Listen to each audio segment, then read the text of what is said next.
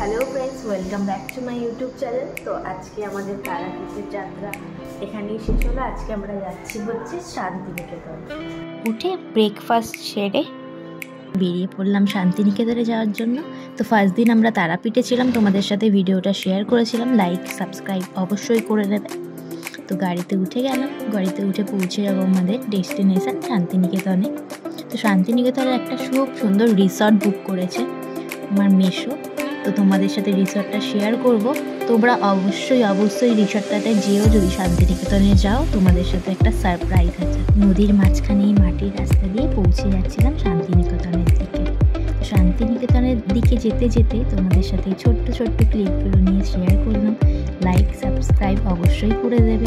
গান আড্ডা করতে করতে আমরা পৌঁছে গেলাম আমাদের ডেস্টিনেশনে। তো তোমাদের সাথে পুরো ভিডিওটা শেয়ার করব, লাস্ট অবধি দেখবে, সারপ্রাইজটা আছে তোমাদের জন্য। তো এখানে আসতে হলে তোমাদের শান্তিনিকেতনে আসতেই হবে।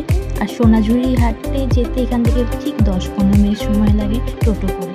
তো বলতে বলতে তোমাদের সারপ্রাইজটা দিয়েই ফেলি। এটা হচ্ছে রাজবাড়ি রিসোর্ট। যদি কখনো শান্তিনিকেতনে এসে থাকো অবশ্যই এই জায়গাটা ভিজিট করবে। আর রুমগুলো খুবই সুন্দর, রিজনেবল বলবো না, কিন্তু বাজেটের মধ্যে। তো এটা হচ্ছে রাজবাড়ি রিসোর্ট। রাজবাড়ির গার্ডেন থেকে শুরু করে রুম অবধি তোমাদের পুরোটা আমি শেয়ার করবো এই ভিডিওর মধ্যে, স্কিপ না করে পুরো ভিডিওটা কন্টিনিউ দেখতে থাকো। তো আমি তোমাদের সাথে ভিউটা শেয়ার করছিলাম। এটা হচ্ছে সুইমিং পুল, যেটা সব থেকে বেশি ইন্টারেস্টিং জিনিস ছিল এই রাজবাড়ির মধ্যে। আর রাজবাড়ি রিসোর্টটা কিন্তু নিউই খুলেছে, তোমরা গুগলে গিয়ে সার্চ করে দেখতে পারবে কোথায় লোকেশন আছে। আর খুবই সুন্দর, খুবই নিরিবিলি জায়গা, তোমাদের অবশ্যই ভালো লাগবে। এখানে সার্ভিসও খুবই ভালো।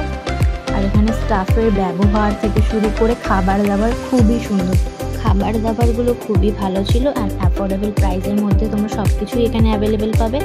আর এখানে বাইরে থেকে কিছু অ্যালাউ করে না, কিন্তু এখানে খাবার দাবার খুবই ভালো বলতে গেলে।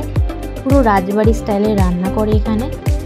তারপরে তোমাদের সাথে রিসেপশনটা শেয়ার করবো, যেখানে আমরা ডিনার লাঞ্চ সবই কিছুই করেছিলাম। ব্রেকফাস্ট অবধি তোমরা পেয়ে যাবে। এখানে কিছু টাইমিং আছে, তার মধ্যে তোমাকে অর্ডার দিতে হবে টাইমের মধ্যেই। তো ওরা তোমাদের রুমেই সার্ভিস দিয়ে দেবে।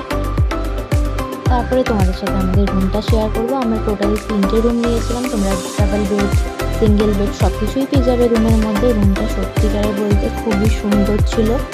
আর বেলকানিতে তোমরা খুব সুন্দর ফটোও তুলতে পারবে। আর কালার কম্বিনেশন খুবই সুন্দর হোটেলে।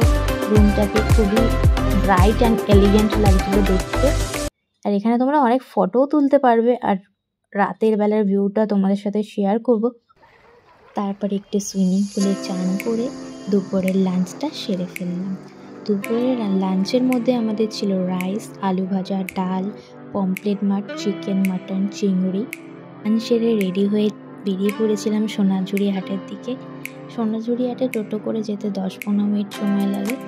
তো সোনাঝুরি হাটে পৌঁছে কী কিনলাম তোমাদের সাথে সেই ভিডিওগুলোও শেয়ার করব।